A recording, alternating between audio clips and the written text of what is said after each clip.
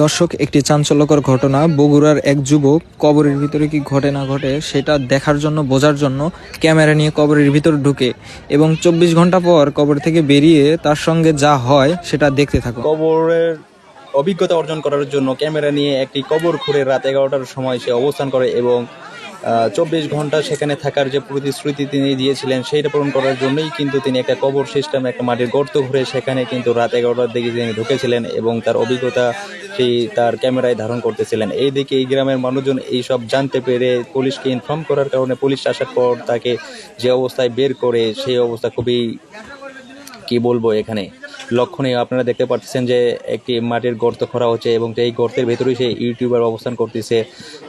সে আসলেই দেখতে চাইছে যে আসলে মানুষ কবরের ভেতর মানুষকে কবর দিলে তার অভিজ্ঞতাটা কীরকম হয়। সে নিজ চোখে বা নিজে সেই জিনিসটা চ্যালেঞ্জ হিসেবে নিয়েছিল এবং সেই চ্যালেঞ্জকে ফুলফিল করার জন্য তিনি তার বাড়ির উঠানে এইরকম একটা রিস্কমূলক একটা কাজে কিন্তু তিনি পদক্ষেপটা নিয়েছিলেন। সে কারণেই কিন্তু সে দেখা যাচ্ছে যে রাতের গভীর, যাতে মানুষজন না জানে, সে এমন একটি অবস্থায় তার নিজের ভাইকে নিয়ে কিন্তু সে এরকম একটা কবরের ভেতর অবস্থান করেছিল। এটা খুব ভয়ানক এবং সাহসের একটা বিষয়।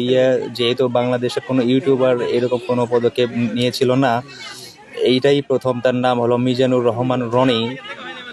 তিনি একজন ইউটিউবার হিসেবে নিজেকে পরিচিত করতে চান, সেই কারণেই মূলত বিভিন্ন চ্যালেঞ্জ তিনি নিয়ে থাকেন। আর এইরকম একটা ভয়ানক চ্যালেঞ্জ তিনি কিভাবে নিলেন, এইসব বিষয় তদন্ত করার জন্য এবং আসলে তার উদ্দেশ্যটা কি, এইসব বিষয় সব কিছু তদন্ত করার জন্য পুলিশ তাকে পুলিশের হেফাজতে নিয়েছিলেন।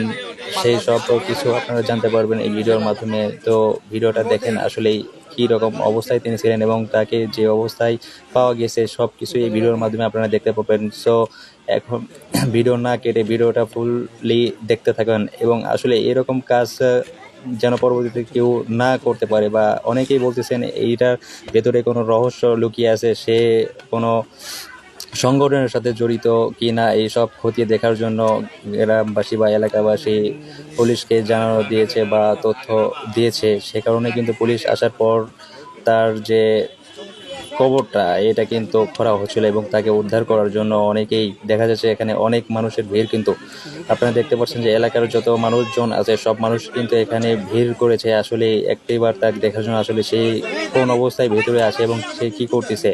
এখন আপনারা যদি এটা দেখতে চান তাহলে কিন্তু ভিডিওটা ফুল দেখতে হবে, তাইলে কিন্তু বুঝতে পারবেন আসলে সে কি অবস্থায় আছে মাটির ভিতরে। এবং মাটির ভিতরে যাতে অক্সিজেনের কোনো সমস্যা না হয় সে কারণে তিনি কিন্তু কবরের দুই পাশে দুইটা পাইপ কিন্তু সেট করে দিয়েছেন, যাতে এক পাইপ দিয়ে অক্সিজেন যাইতে পারে এবং অন্য পাইপ দিয়েও সেই অক্সিজেনটা পাস হইতে পারে।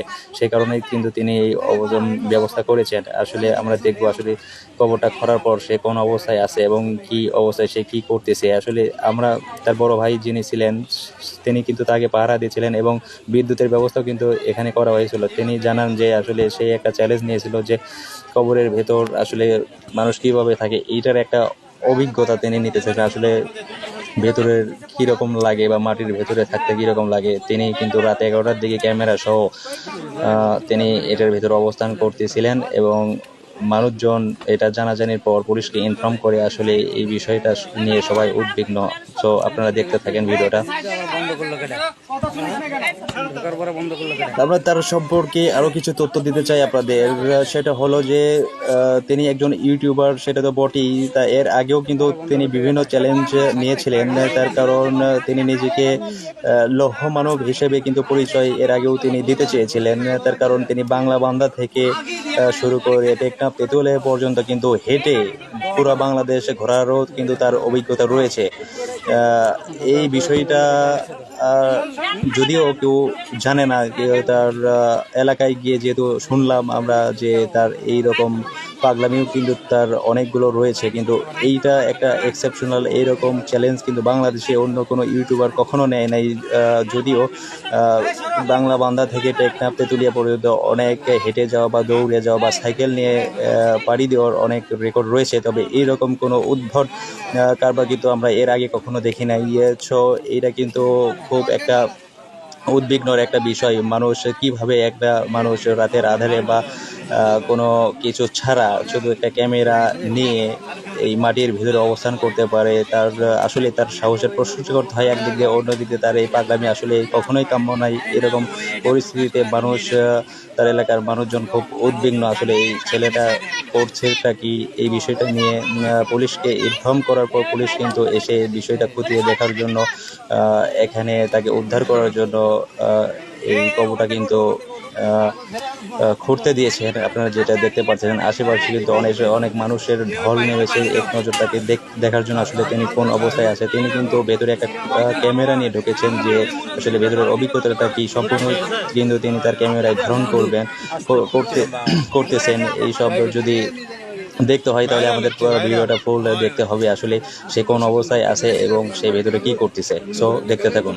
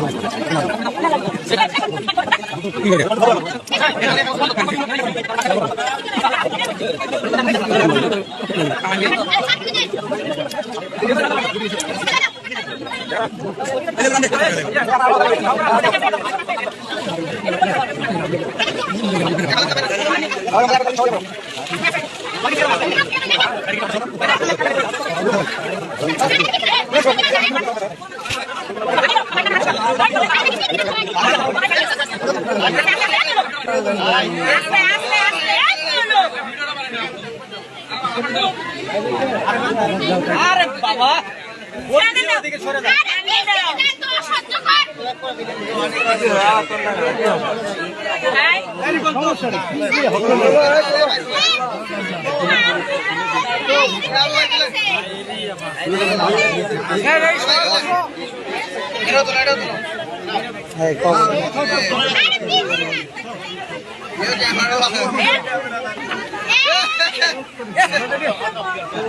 আরে উঠবে ও এখন উঠবে।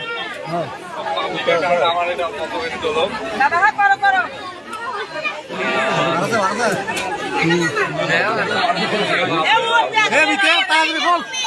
আরে এই